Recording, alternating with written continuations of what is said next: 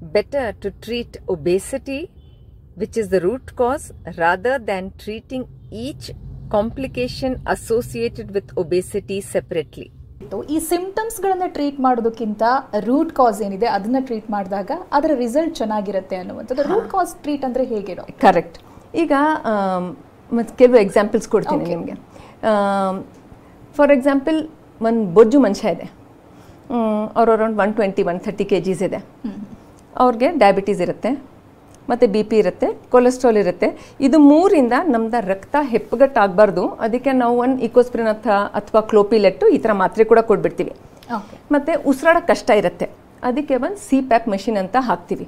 Okay, ರಾತ್ರಿ ಹಾಕಿ, because ರಾತ್ರಿ ಉಸಿರಾಡ ಮಾಡೋಕ್ಕಾಗಲ್ಲ ಅವ್ರಿಗೆ, ಹೆಚ್ಚರೆ ಬಂದುಬಿಡುತ್ತೆ. ಬಿಕಾಸ್ ದ ರೆಸ್ಪಿರೇಷನ್ ಕೆಲವು ಸೆಕೆಂಡ್ಸ್ಗೆ ಸ್ಟಾಪ್ ಆಗುತ್ತೆ.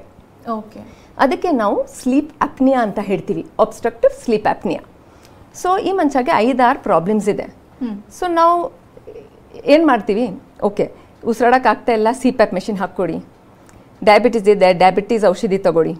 ಬಿ ಪಿ ಇದ್ದರೆ BP ಔಷಧಿ ತಗೊಳ್ಳಿ. ಕೊಲೆಸ್ಟ್ರಾಲ್ ಇದ್ದರೆ ಅದು ತಗೊಳ್ಳಿ. ಬಟ್ ಇದು ಎಲ್ಲದ ಒಂದು ಉಪಾಯ ಇದೆ.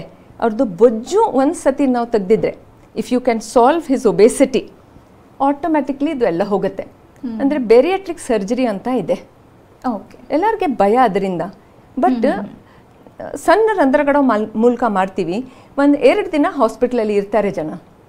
ಈ ಒಂದು ಸರ್ಜರಿ ಮಾಡಿದ ನಂತರ ಡಯಾಬಿಟೀಸ್ ಕೂಡ ಹೋಗುತ್ತೆ, BP ಕೂಡ ಹೋಗುತ್ತೆ, ಉಸಿರಾಡಕ್ಕೆ ಸರಿಯಾಗತ್ತೆ, ನಮಗೆ CPAP ಮೆಷಿನ್ ಬೇಕಾಗಿಲ್ಲ, ಆ್ಯಂಡ್ ಆಟೋಮ್ಯಾಟಿಕ್ಲಿ ಕ್ಲೋಪಿಲೆಟನ್ನು ತಗೊಳಕ್ಕೆ ಅವಶ್ಯಕತೆ ಇರಲ್ಲ. We can avoid so many problems.